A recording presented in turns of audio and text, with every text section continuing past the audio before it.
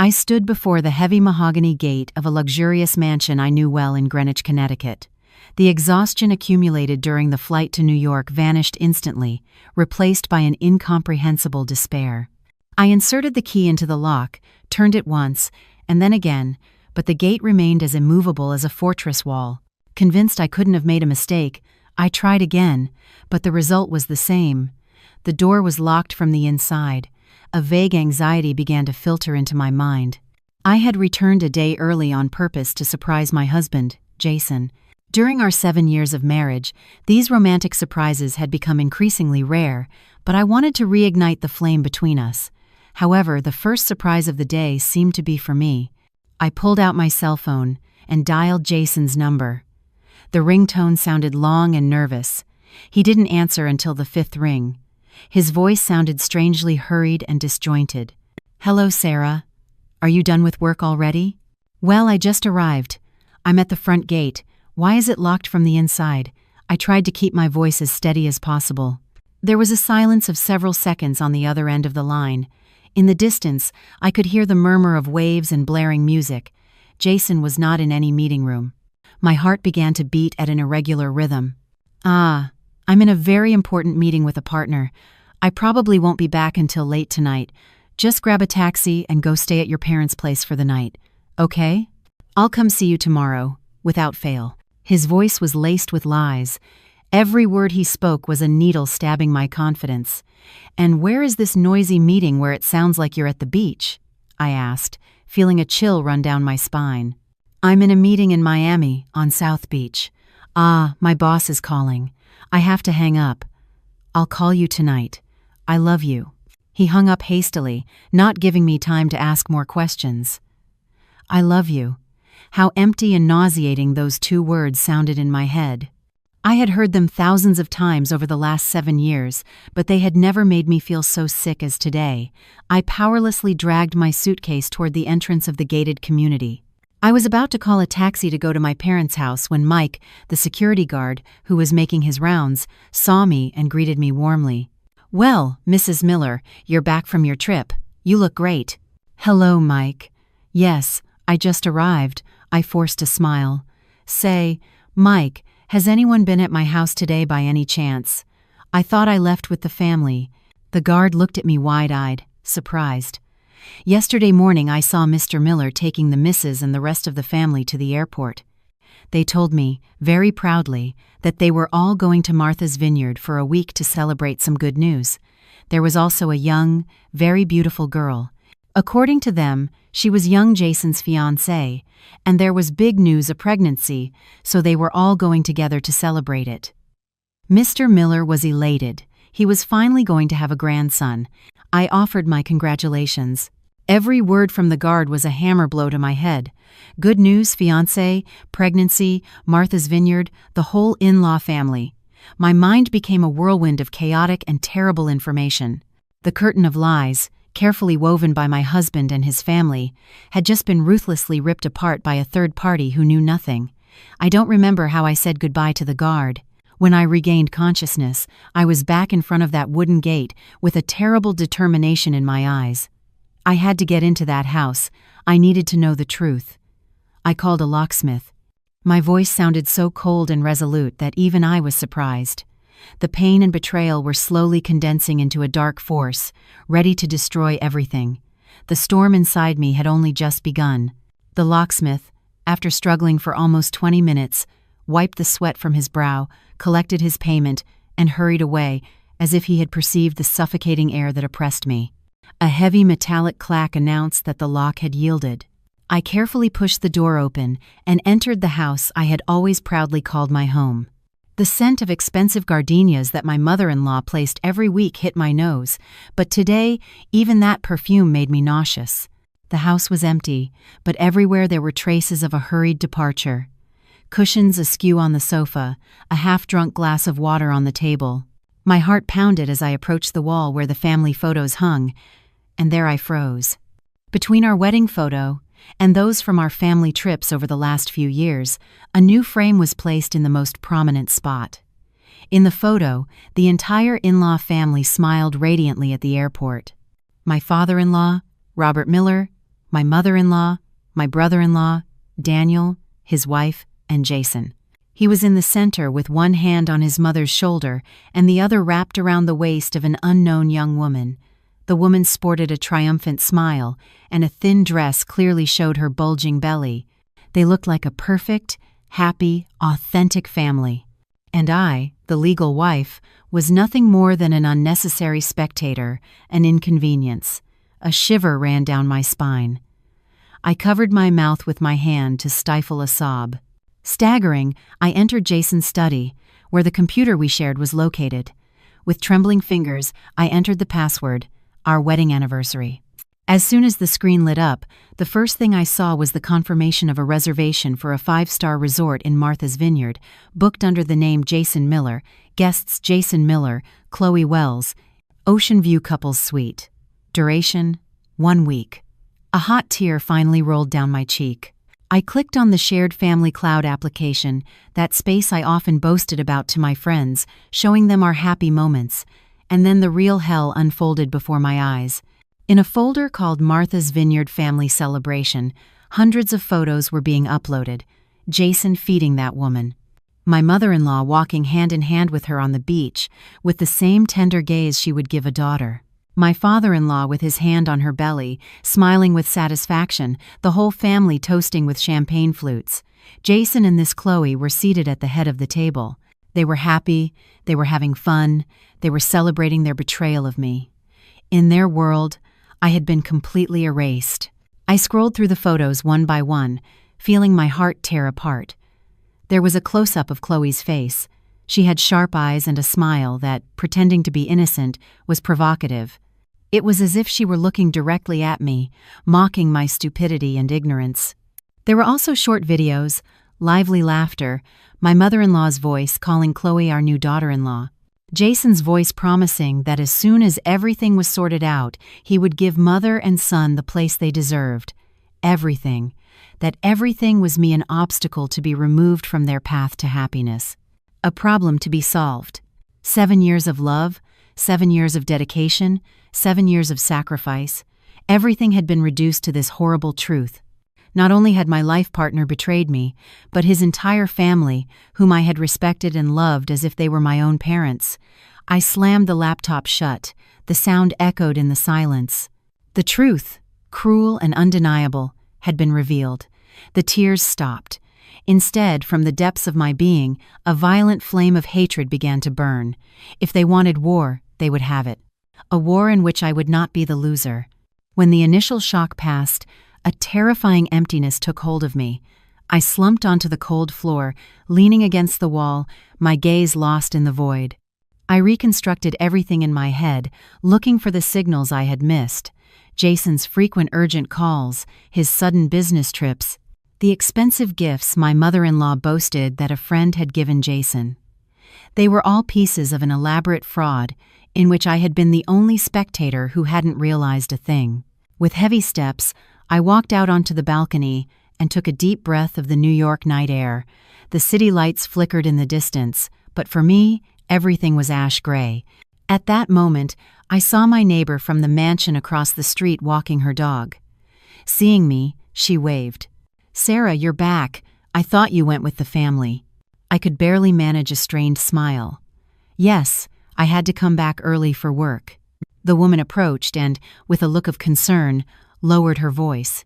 "Sarah, don't be mad at what I'm about to tell you.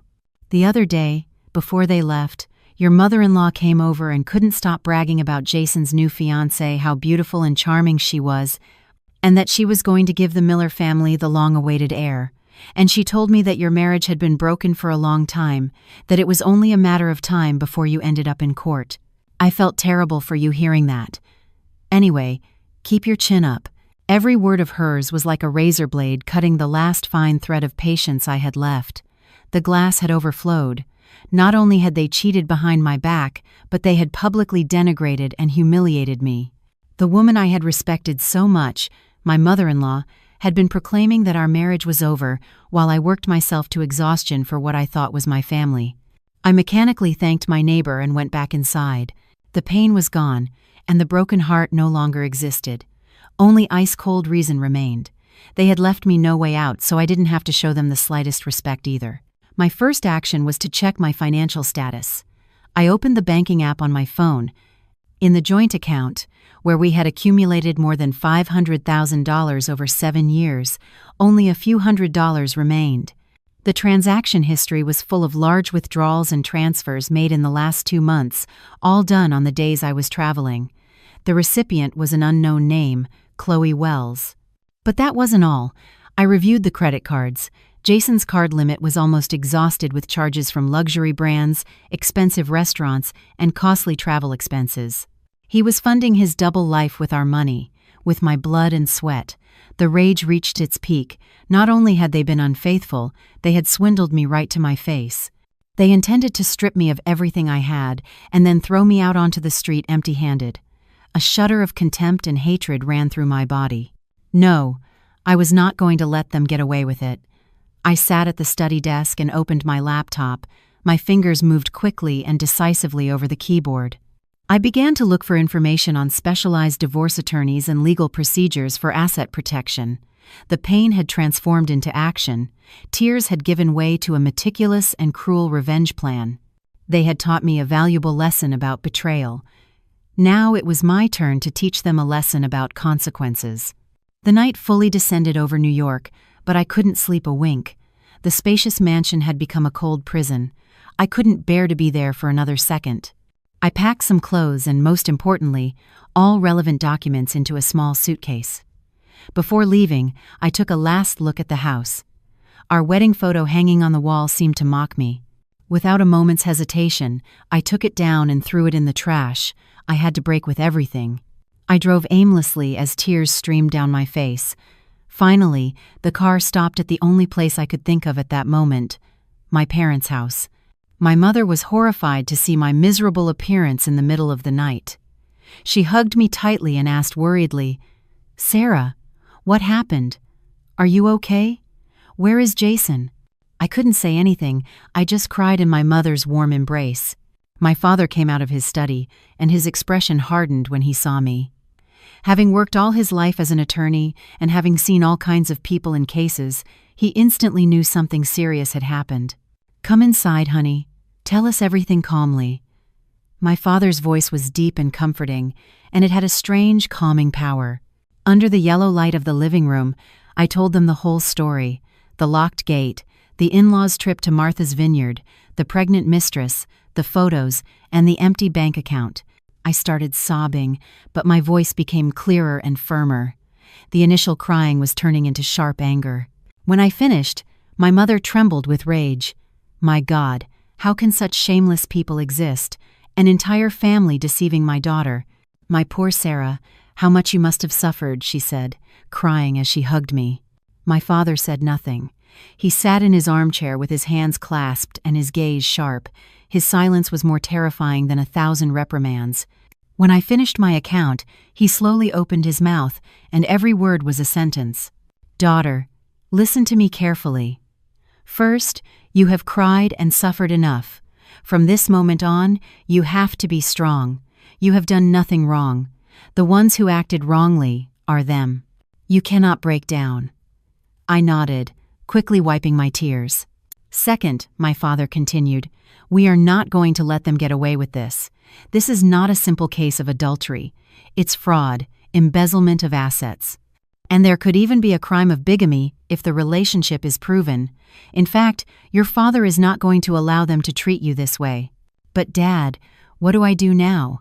Where do I start?" I asked, my voice still broken. "The first thing you have to do is get a good attorney. A very, very good attorney." My father looked me directly in the eyes. "This can no longer be resolved with feelings. It must be resolved through legal channels. Do you remember Alex Stone, my friend Anthony's son? He was your high school classmate. Right now, he is one of the best divorce and asset dispute attorneys in New York. He is smart, determined, and won't let them harm you." I remembered Alex Stone. We were classmates in high school and got along quite well. He was intelligent and witty, but also very direct. I had heard he went to study abroad, became an attorney, and was doing very well. I hadn't heard from him in a long time. "I'm going to call Alex right now. He will come right away." Meanwhile, rest. This battle is going to be long, and you will need all your strength. My father's determination and my mother's love gave me strength. I was no longer alone. I had my family supporting me, a solid, newly formed alliance. That night, I slept in my childhood bedroom under the protection of my parents, and tomorrow at dawn, my war would begin. A war to regain justice, honor, and everything that belonged to me. Not even an hour had passed since my father called when the doorbell rang. Alex arrived sooner than I expected. The skinny, tall boy with thick-rimmed glasses, I remembered, had become an imposing man dressed in a designer suit. Only his gaze, sharp and penetrating behind the glasses, remained the same. "Good evening, sir and ma'am." "And hello, Sarah." Alex greeted my parents with a nod and then turned to me. For an instant, I saw a flicker of compassion in his eyes, but it was quickly replaced by professional concentration. "Your father has brought me up to speed, Sarah. Let's get straight to the point. This is not the time for lamentation, it's time for action. I need you to tell me the whole story in as much detail as possible, omitting nothing." Sitting across from Alex, I recounted everything again, this time without tears or sobs, just a clear, cold narrative.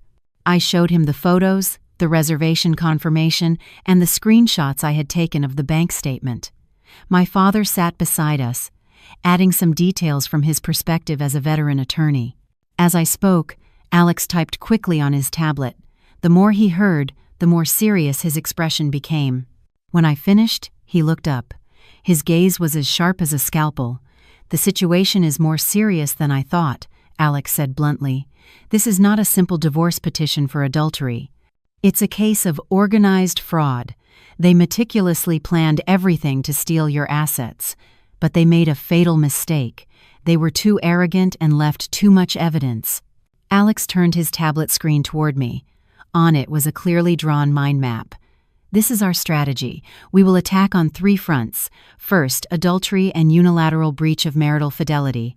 The photos, the videos, the neighbor's testimony, and the reservation emails are more than enough.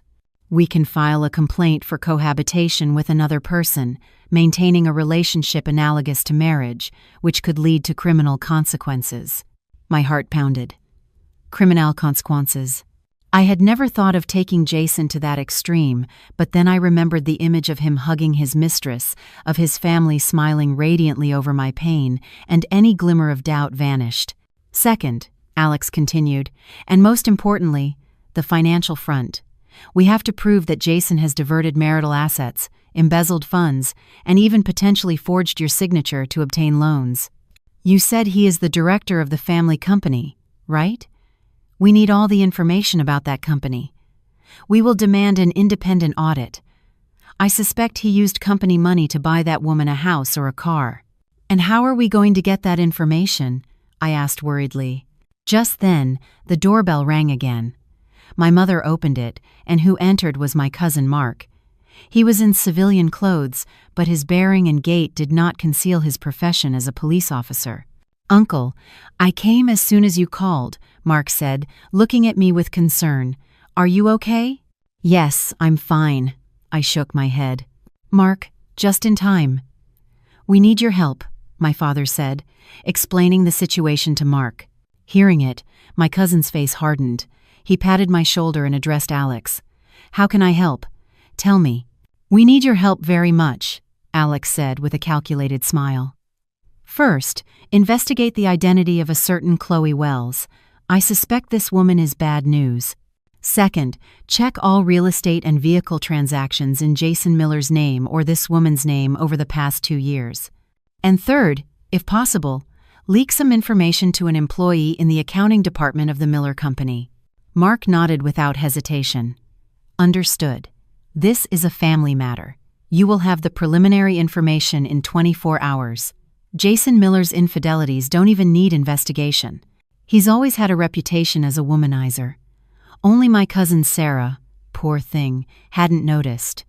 My cousin's words were another dagger in my heart, but a necessary one to make me react. And the third attack, Alex concluded, is the psychological blow. We will act quickly and by surprise, without giving them time to react. While they enjoy themselves in Martha's Vineyard, We will set a perfect trap in New York. When they return, there will be nothing left for them." That night, the light in my parents' living room remained on until the wee hours. It had become an operations command center. My father, an experienced attorney, was the strategic advisor. Alex, the commander-in-chief, planning every move with precision. My cousin Mark, the reconnaissance team, gathering information. And I, the grieving victim, had become the secret weapon of this war. The fire of hatred burning inside me was no longer meant to consume myself, but to illuminate the path of the counterattack that lay ahead. The next morning, while reviewing documents with Alex and my father, my phone rang. It was Jason. I felt my heart skip a beat and a wave of nausea. I looked at Alex for help.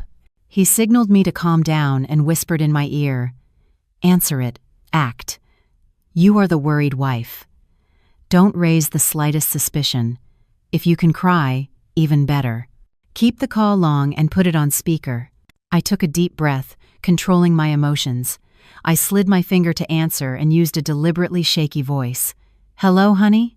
My love, were you sleeping? I'm sorry. I was so busy yesterday I couldn't call you back." Jason's voice on the other end of the line was still sweet, perfectly hypocritical. "It's okay," I began to sob. "I was worried about you. Aren't you exhausted with so many meetings? Please take care of yourself." Alex gave me a thumbs up, indicating I was doing great. "I'm fine, don't worry, I'm almost done. I think I can be with you in a couple of days," he lied without blinking. "You're at your parents' house, right?" "Yes, I'm here." I was scared to be alone at home. I continued my performance, adding a touch of fragility and dependence, as I often used to do with him. "Hey, honey, I checked our joint account yesterday, and I think there's a problem. A lot of money has left. I'm worried." I cast the bait. There was a silence of several seconds. I could imagine his panicked face. "Ah, that's money I used for a large investment. I wanted to surprise you when I got back. Don't worry. It will soon return doubled or tripled. My wife doesn't have to worry about anything." What a relief. I thought something bad had happened. "Well, work hard. I won't bother you anymore. I love you." As soon as I hung up, I felt all my strength leave me, as if I had fought a battle, pretending in front of the man who had betrayed me, saying "I love you" to the one I hated to the core. The sensation was worse than torture. "Perfect." Alex patted my shoulder. He started lying to cover up the money issue. "That proves he has something to hide. He'll think you still trust him blindly. That's our advantage. He'll let his guard down." My father nodded. "Now the most important thing is for you to go back to that mansion. His personal computer, the papers in his safe deposit box. The most important evidence will be there. But how am I going to go? I don't want to be alone there." The mere thought of returning to that place full of lies gave me chills. "You won't go alone," Alex said firmly. "I will go with you. We will go in the capacity of attorney and client to collect personal assets and documents related to the divorce petition. It is perfectly legal. Plus, I've hired an expert. He will copy all the data from Jason's computer, even deleted files. Nothing will escape him." The plan was quickly drawn up. That same afternoon, Alex and I would return to the scene of the crime. I would have to face the memories and the pain of that place again. But this time, I wouldn't be alone. I would turn the exact site of my betrayal into the starting point of his downfall. My perfect performance had just begun, and the role of the innocent, desolate wife would continue until the end, until the curtain fell and the guilty paid for their actions. That afternoon, I returned to that mansion with Alex and an IT expert. The air inside was still as cold and suffocating as the night before. While the expert copied Jason's computer data, Alex and I carefully searched his study.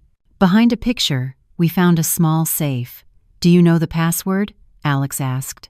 I shook my head, but suddenly a combination of numbers came to mind: his mistress's birthday. I remembered seeing it in some document on the computer. I entered it with trembling fingers. The safe opened with a click. Inside, there wasn't much cash, but it was full of loan contracts and documents I had never seen. The most terrible discovery was that in the borrower and guarantor fields, my name was clumsily forged. I felt my heart stop.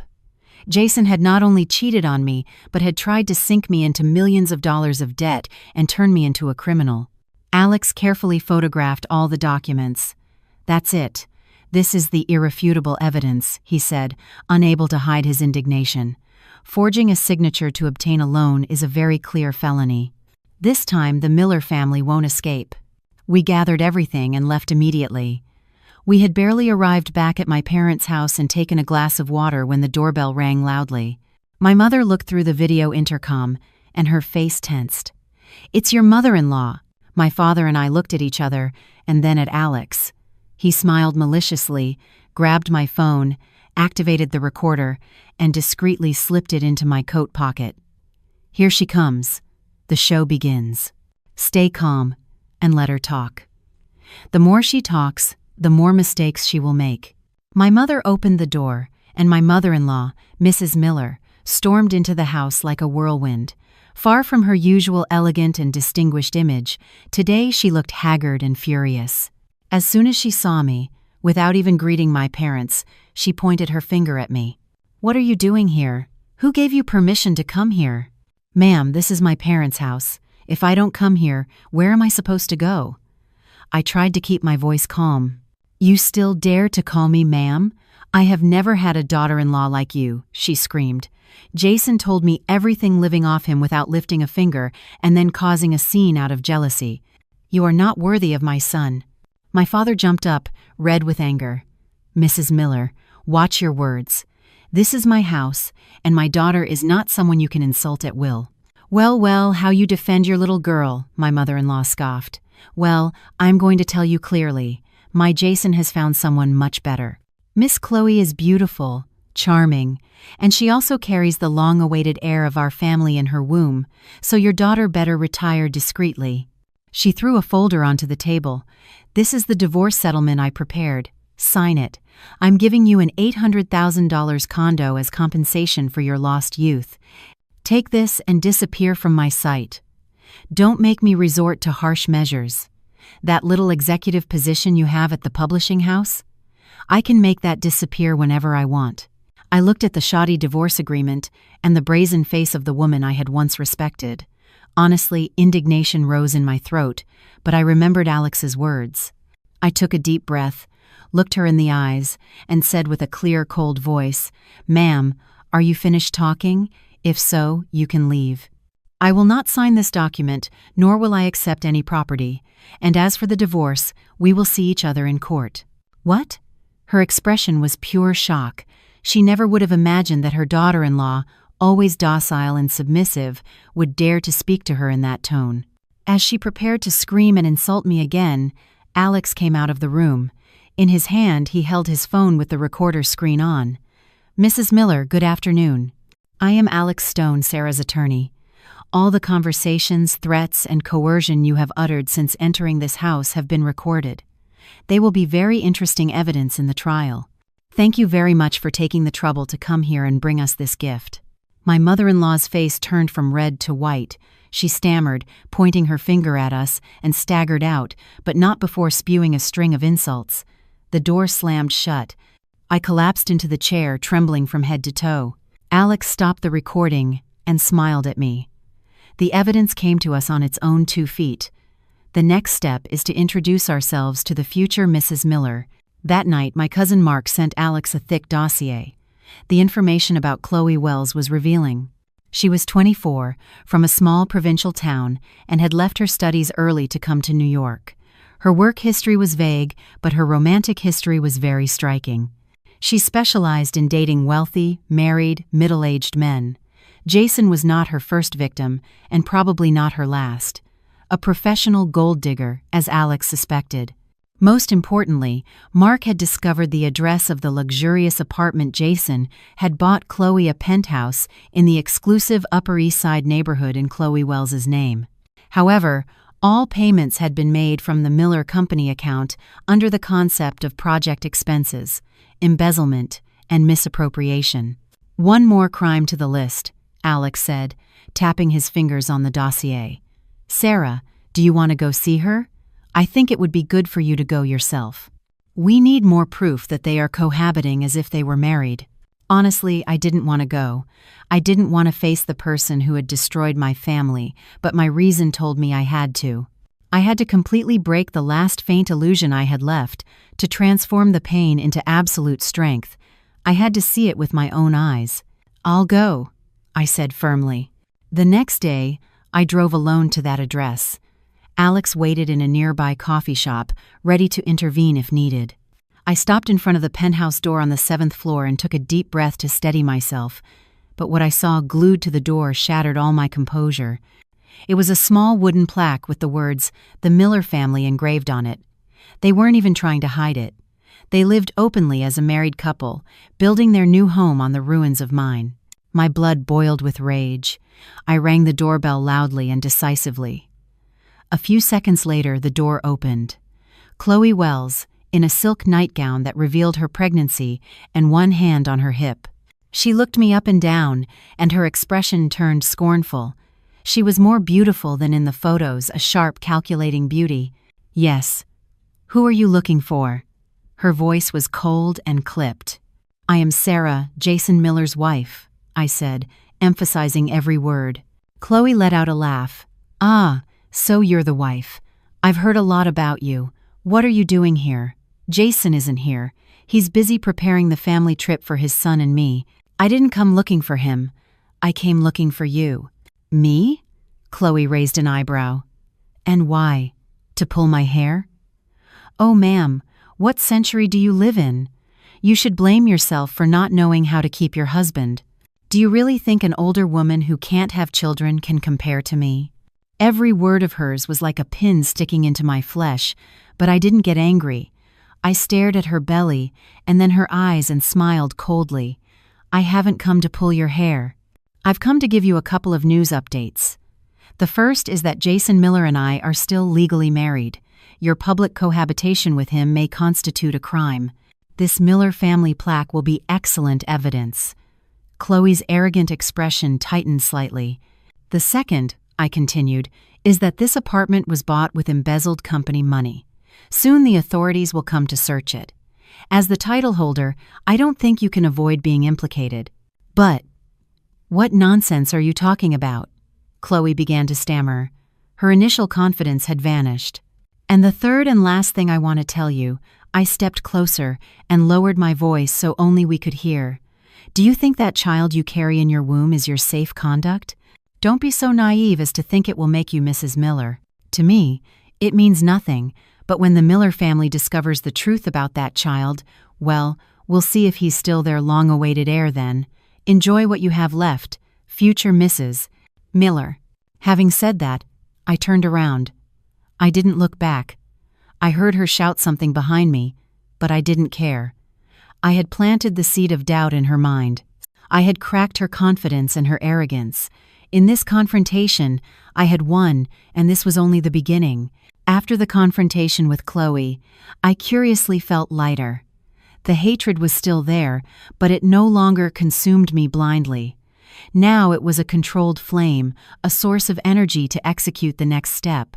The next morning, Alex and I went to the bank. Following his advice, I requested the immediate freeze of all joint accounts and family cards Jason used. At first, the bank employee hesitated, but when Alex presented the marriage certificate and evidence of Jason's asset concealment, they quickly cooperated. The little money left in my accounts was transferred to a new account exclusively in my name. "This is the first step in cutting off his supply," Alex explained. "Without money, he won't be able to maintain his luxurious lifestyle with his mistress, and he'll soon panic." The next step was even bolder. Through a trusted independent auditing firm recommended by my father, Alex sent an official request to the Miller Company. It demanded the presentation and audit of all copies of the accounting ledgers for the last 3 years. As the legal wife of the director and an interested party, I had every right to do so. The request also included a warning that if the company did not cooperate, we would initiate legal action and request judicial intervention.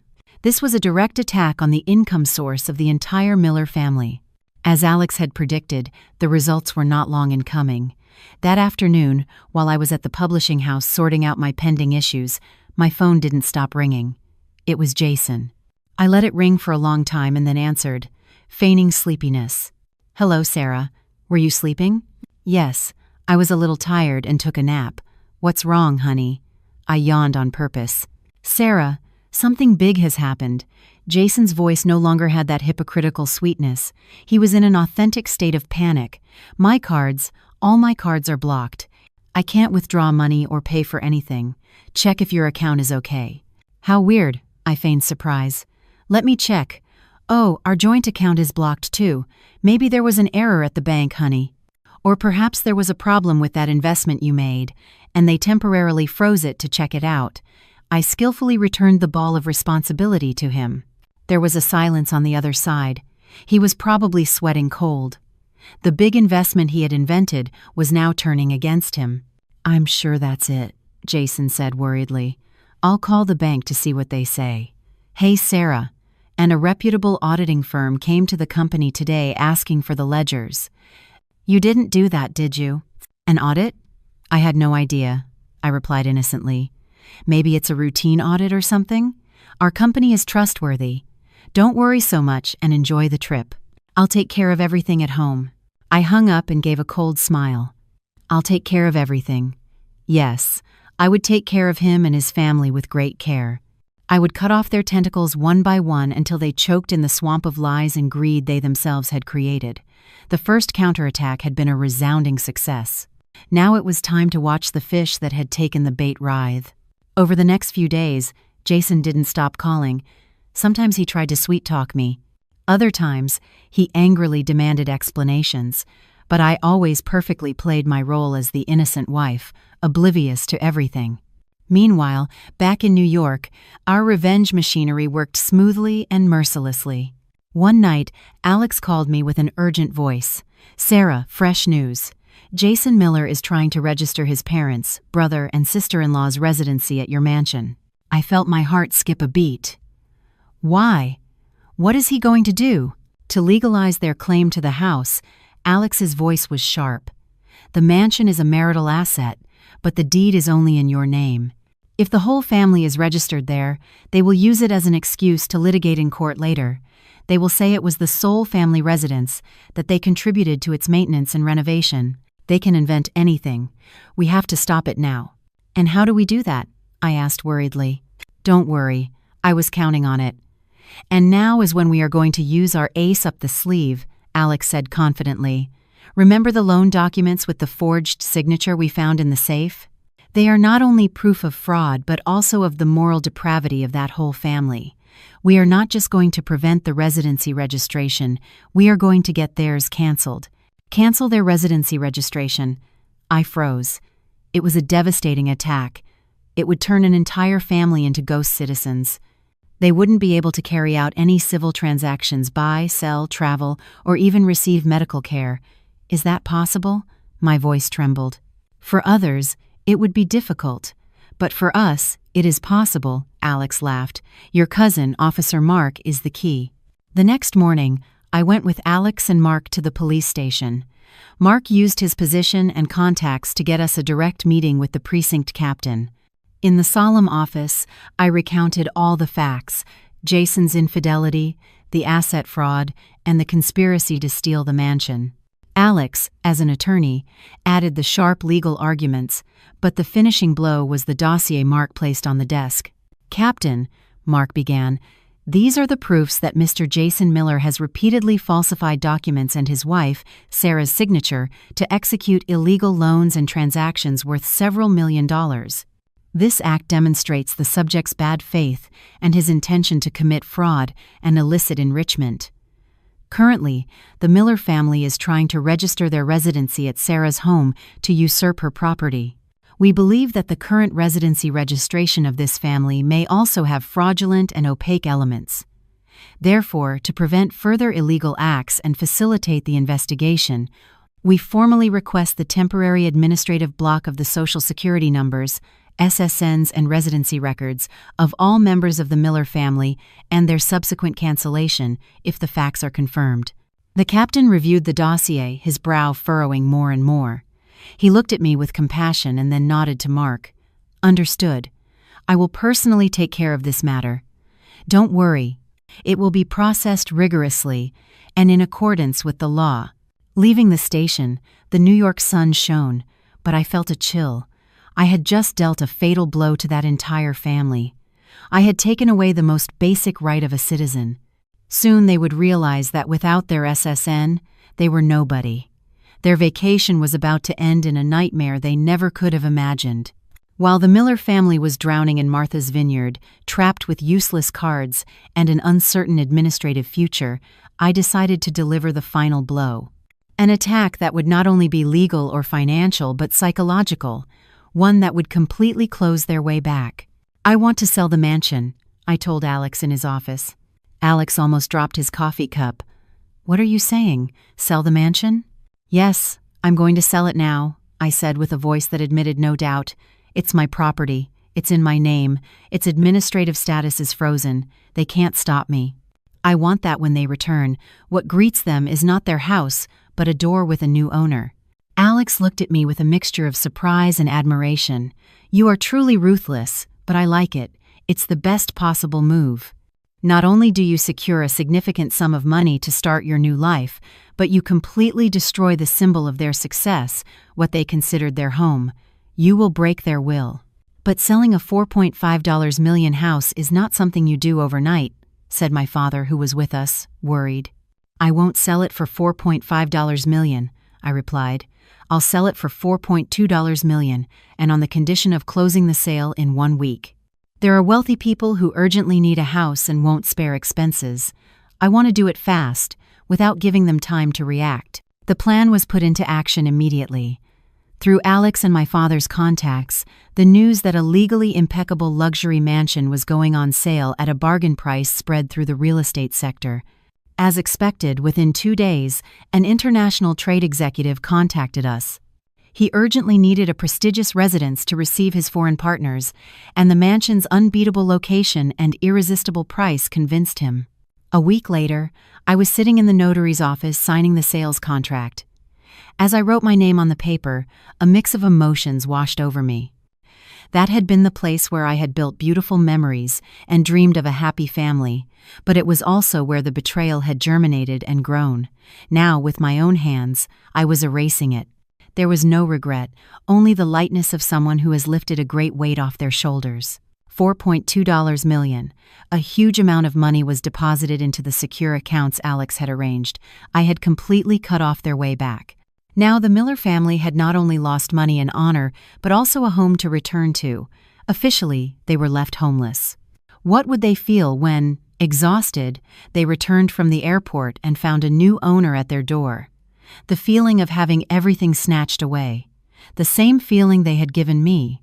My revenge plan was unfolding perfectly, even better than I expected. My revenge plan was unfolding perfectly. Every step I took sank the Miller family further and further into the pit of despair. I should feel exultant, satisfied, but strangely, lately my body felt increasingly exhausted. Every morning I woke up with sudden nausea. I had no appetite and felt constantly tired, wanting to spend the day in bed. At first, I thought it was just due to excessive stress, that this war was draining my body and mind. My mother, seeing me increasingly pale and thin, couldn't be calm. "Sarah, why don't you get a full checkup? I can't rest easy like this. I'll go with you." To reassure her, I went to a private practice clinic. After drawing blood and performing several tests, I waited nervously in the waiting room. Half an hour later, a nurse called my name. A doctor, around my mother's age, looked at me gently, checked the results on her computer, and then smiled. "Congratulations. You have nothing to worry about. On the contrary, you have good news." I felt my ears ring. "Good news? What do you mean?" "You are pregnant," the doctor said, still smiling. "About 5 weeks. The gestational sac is well implanted in the uterus. The baby is growing healthy. Due to your constitution, it seems the nausea is a little more intense. I will prescribe some vitamins and give you some dietary guidelines." Pregnant.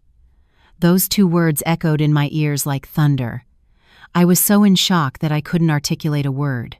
My mother next to me went from surprise to joy, and then to a look of concern when she looked at me. I no longer heard anything the doctor was saying. In my mind, only the word pregnancy resonated. A small life was growing inside me, a life that was the fruit of this fraudulent marriage. He was my son, but he was also Jason's son. All my revenge plan, my hatred, my steel determination, I felt it crumble in an instant. What should I do with this child? Keep him? Preserve the lineage of the one who had betrayed and trampled me, and have to remember it every day by looking at that child? But if I terminated the pregnancy, a shiver ran through my body. He was my son, my blood and flesh. I couldn't be so cruel. I left the clinic like an automaton. My hand unconsciously squeezed the ultrasound with a small black dot, a tiny point, but with the weight of 1,000 tons that changed everything. My war had become much more complex than I had ever imagined. I was no longer fighting only for myself. Now I had to decide the fate of an innocent life. The road ahead had suddenly become more uncertain and darker than ever. The days following the knowledge of my pregnancy were the worst. I locked myself in my room, not wanting to see anyone, not even my parents. The internal conflict was tearing me apart. On one hand, my maternal instinct emerged, wanting to protect that small life in my womb. On the other, my reason screamed at me that this child was a mistake, the link to a connection with the Miller family that would never break. My revenge plan was nearing its climax, but the appearance of this child made me doubt. What should I do? While I was drowning in my own pit of despair, I received a call from an unknown number. I didn't want to answer. I ignored it.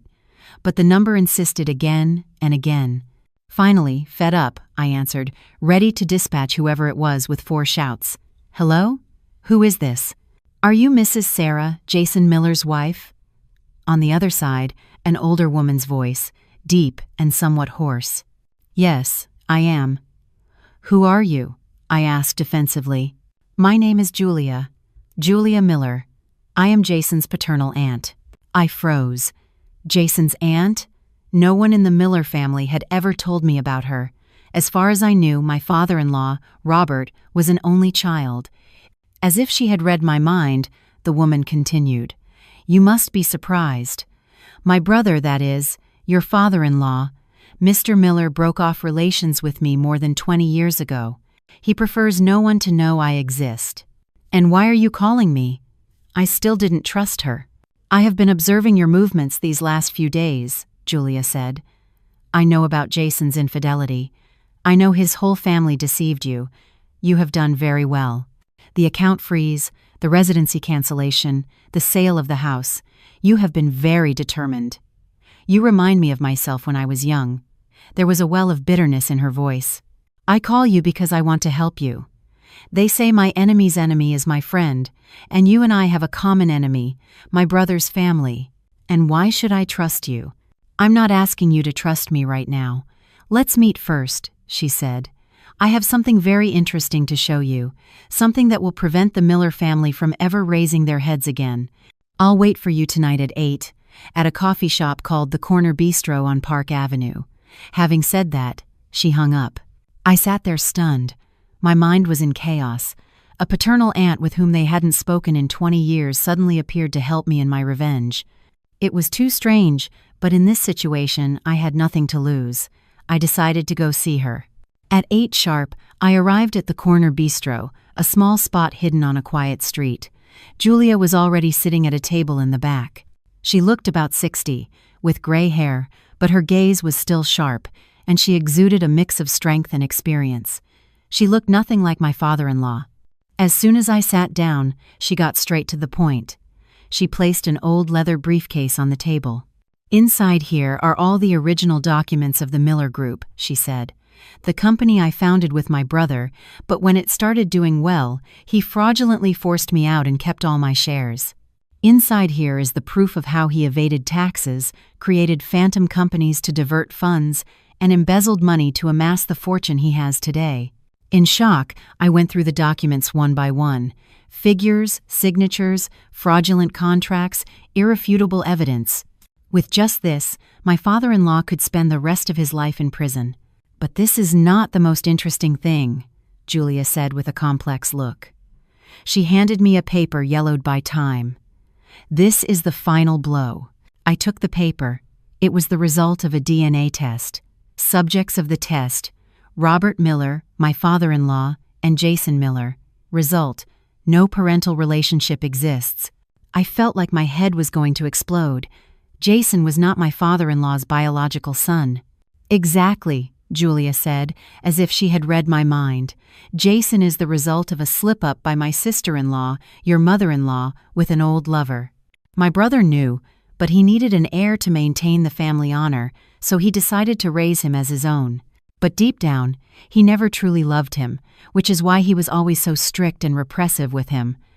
This is the Miller family's biggest secret, the shame he has wanted to bury all his life. Now I hand it over to you. How you use it is up to you.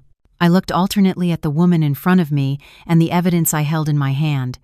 The confusion about the baby I carried in my womb dissipated in an instant, replaced by a cold determination. Julia had handed me the sharpest sword, and I was going to use it to end everything. The Miller family's vacation ended in disaster. They did not return in business class as they had departed, but on a low-cost flight in the middle of the night after having had to beg for money everywhere. All their accounts were frozen, and their credit cards were useless pieces of plastic. They returned consumed by anger, exhaustion, and extreme confusion. The first shock came when the taxi stopped in front of the mansion.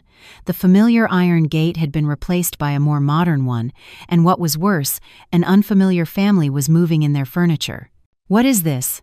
my father-in-law, Robert Miller, shouted. "Who dares to enter my house?" The new owner, the executive, looked at them strangely. "Your house? I think you're mistaken. This is my house.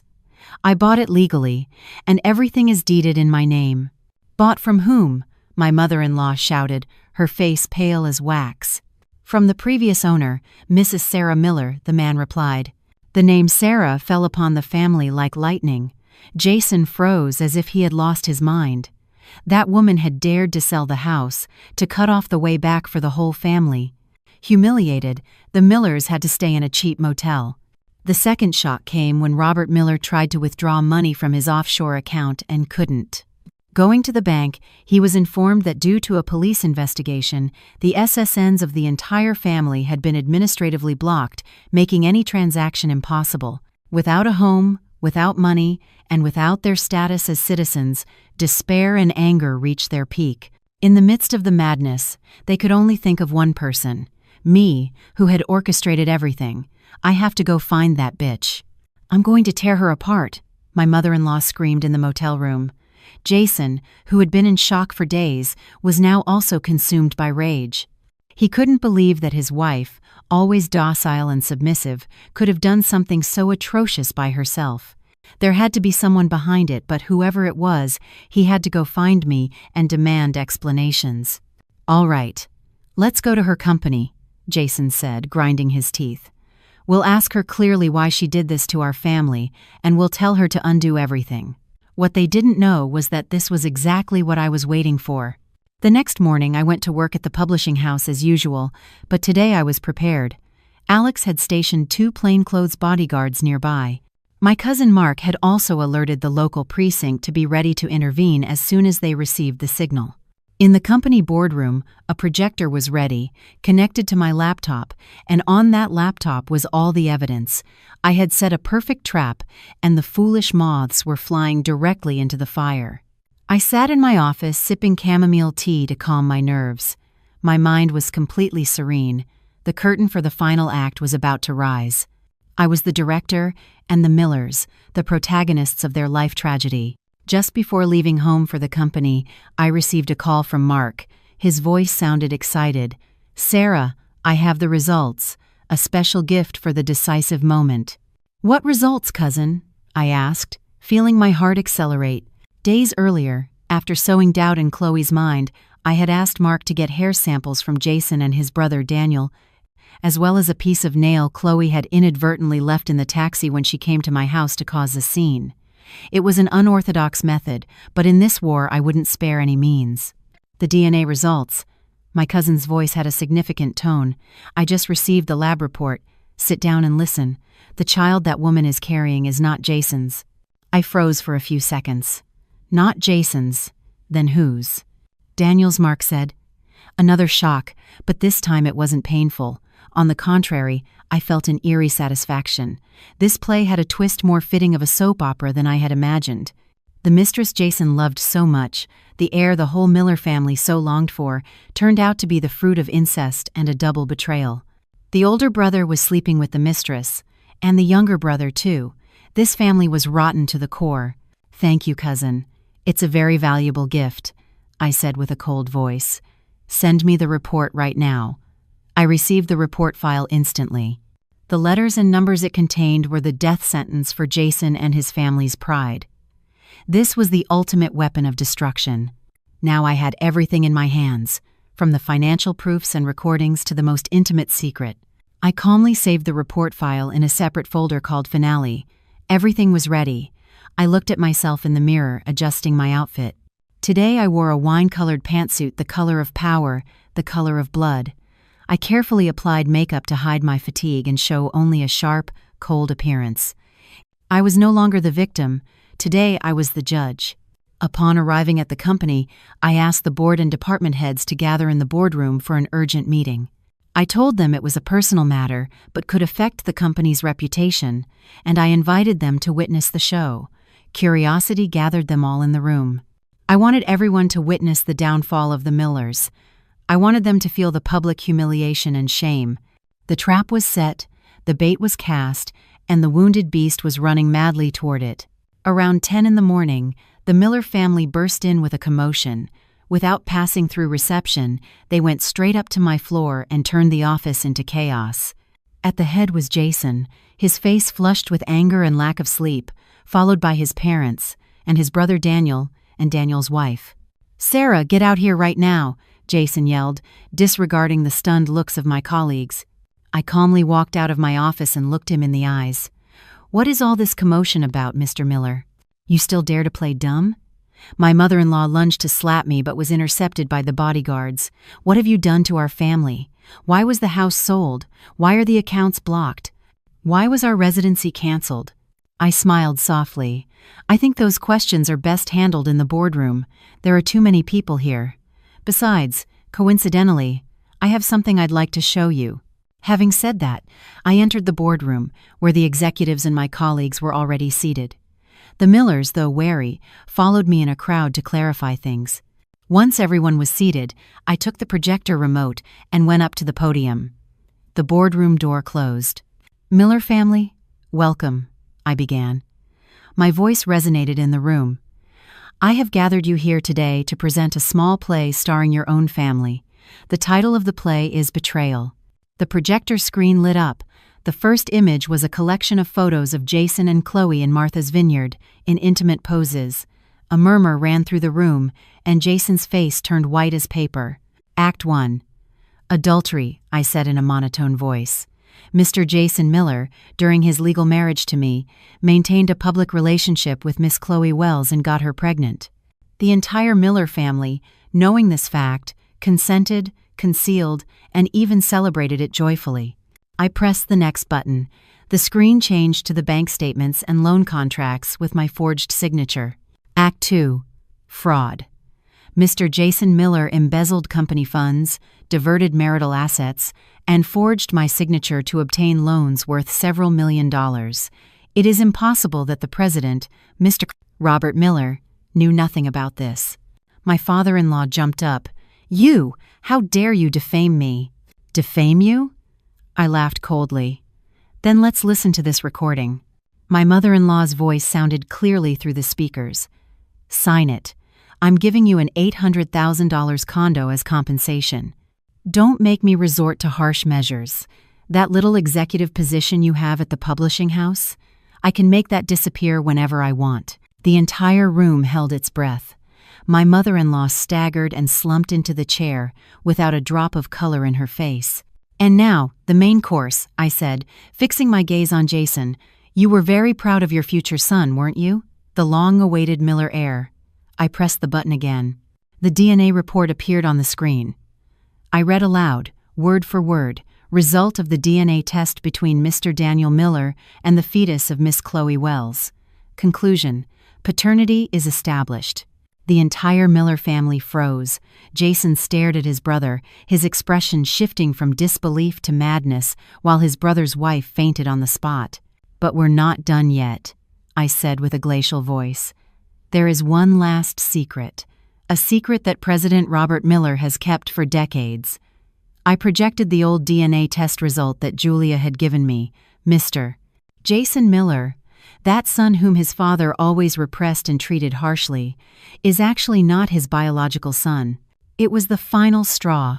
Jason completely collapsed, screaming like a wounded animal and lunging at me to strangle me. "I'm going to kill you!"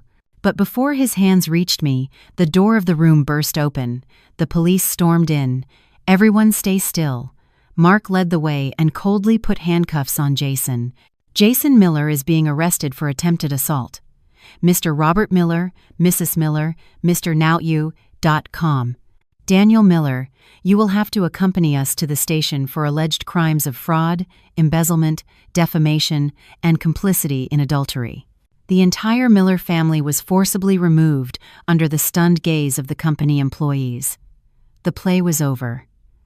As I watched them being led away, I unconsciously placed my hand on my belly. The storm had passed, and I was the only survivor. The incident at the publishing house exploded like a bomb. A video of the confrontation, secretly recorded by one of my colleagues, somehow leaked onto social media. Overnight, my story became the center of all conversations. Major digital newspapers quickly published headlines. Publishing executive uncovers husband's infidelity, fraud, and shocking cradle secrets of prominent executive family. The media storm was tremendous, but this time, instead of swallowing me, it propelled me. Public opinion was almost 100% on my side. They called me the Steel Rose, praising my intelligence, strength, and determination. People were outraged by the Miller family's behavior, condemning Jason's cruelty, my mother-in-law's brazenness, and the corruption of an entire family. Women's forums were on fire, taking my story as an example of how to defend oneself in a marriage. In the eye of the hurricane, I opted for silence. I requested a long leave of absence and returned to my parents' house, avoiding all media attention. The only thing that mattered to me now was the small life growing inside me. That night, I was sitting in the living room with my parents. My father, after reading an article about me, looked at me for a long time. "Daughter, what are you going to do about the child?" he asked with his grave, warm voice. I caressed my belly in silence. My mother took my hand and said with a look full of love, "Whatever decision you make, your father and I will always be by your side. If you want to have him, we will help you raise him. He is our grandson, our blood. He is not to blame for anything." My mother's words brought tears to my eyes. She was right. The child was not to blame. The fault was the adults. I had taken my revenge. I had made those who hurt me pay for it. I couldn't now, because of my own hatred, take away the right to live from an innocent life. "I'm going to have him," I said firmly, "and I'm going to raise him to be a wonderful person. He is my son, only mine." My father nodded with a sigh of relief. Well thought out. My daughter has become quite a woman. Around that time, another protagonist in the story was also making her own decisions. Chloe Wells, seeing the video that had unleashed the storm and knowing that all secrets had been revealed and the Miller family was finished, did not hesitate for an instant. With the agility of a professional swindler, Chloe gathered all the cash she had left, packed her bags, and disappeared without a trace. When the police went to the luxurious penthouse on the Upper East Side, they only found an empty room and the Miller family plaque thrown on the floor. She had fled far away, with the illicit money and a child with an uncertain future, leaving only disaster behind for those who had once sworn allegiance to her. A few weeks later, when everything had calmed down, I received a letter from the detention center. It was from Jason. He wanted to see me. Alex advised me not to go, but I thought differently. To put a definitive end to the past, I had to face him one last time. I went to the prison on a cloudy afternoon. I sat in the visitor's booth, waiting with a thick pane of glass between us. A few minutes later, Jason appeared. I barely recognized him. The handsome, arrogant man from before was now a man in a baggy prison uniform, hair shaved, and eyes sunken from insomnia and despair. Seeing me, he rushed to the glass. A faint glimmer of hope appeared in his eyes. "Sarah, you came. I knew you would come," he said in a hoarse voice. I remained seated without expression. "Sarah, I'm sorry." Jason broke down in tears. "I know anything I say now is useless, but I really am sorry. I was wrong. I was trash, the worst person in the world. I betrayed you. I hurt you. Hit me, insult me. Whatever you want, but please, please forgive me." "Forgiveness?" I gave a cold smile. "Do you think my forgiveness will change anything? Will it make the damage you did to me disappear? Will it free your family from justice?" "I know it won't." Jason shook his head desperately. "I don't even have the right to ask you. I just wanted to see you to tell you something." His gaze rested complexly on my belly. "The child? You still have him, right?" I didn't answer. I just stared at him. "Sarah, please," he pleaded, pressing his hands against the glass. "Take care of our son. He is not to blame for anything. He is my blood. Please, give me the chance to be his father, even from prison. When I get out, I will work like a beast my whole life to compensate both of you." "My son," I corrected him with a glacial voice. "This child is my son. He has nothing to do with you or the Miller family." Jason froze, but then nodded bitterly. "Yes, your son. As long as you take care of him, I'm satisfied." He hesitated for a moment and then, lowering his voice as if whispering, added, "There's one more thing I need to tell you. My aunt, be careful with that woman, with Julia." I frowned. "That woman is not as simple as you think," Jason said. There was terror in his eyes. "She hates our family, my father. She didn't help you out of kindness, but for her own interests. Her cruelty goes beyond what you can imagine. Be careful, Sarah. Don't become her next chess piece." Just as he finished speaking, visiting time was up. As the guards led him away, Jason kept turning to look at me, mumbling the words, "Be careful." I was left alone, plunged into a sea of thoughts. It was a warning from someone who could not be trusted, but it had planted a seed of doubt in my mind. Julia, who was she really? But I immediately shook my head, pushing those thoughts away. Whoever she was, whatever her intentions, my war was over.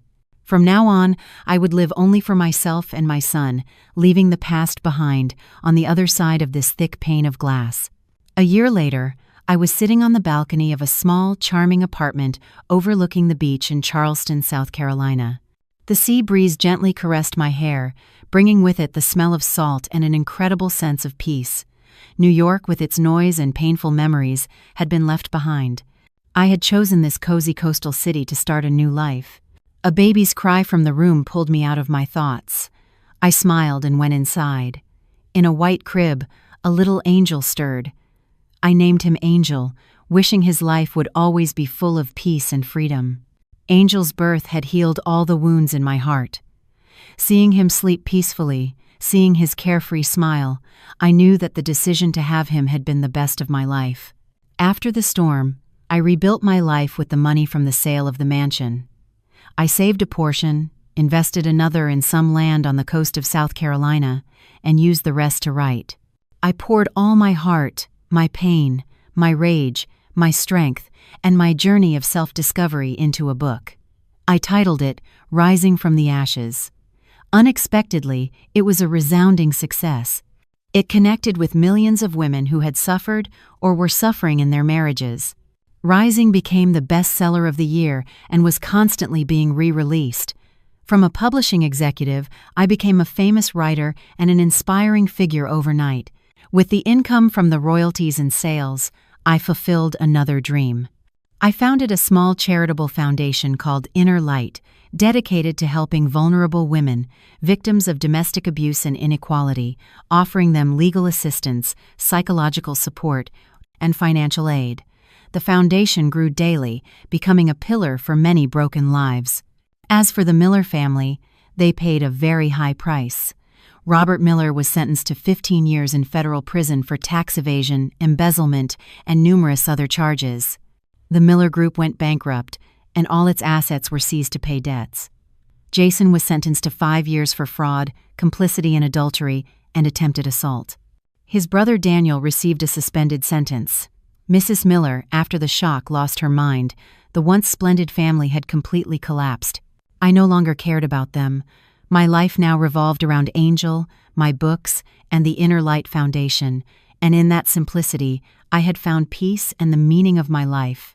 The Inner Light Foundation organized a benefit event at a coastal resort in South Carolina. As the founder, I was busy greeting sponsors and guests. Angel, who had just turned 1, was in my mother's arms, who never left his side. The child was the star of the event. Everyone pampered him and cooed at him. While talking to some guests, I heard a familiar voice behind me. "Sarah, is that really you?"